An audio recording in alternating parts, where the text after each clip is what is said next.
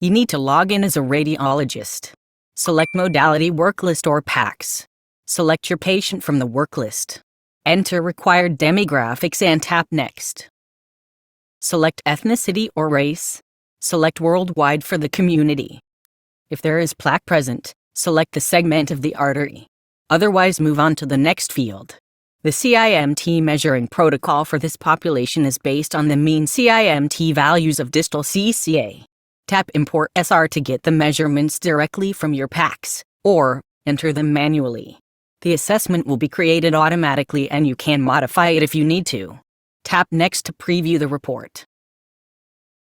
To print a hard copy of the report, tap Share icon. Select your printer from the list. Adjust your settings as desired and tap Print.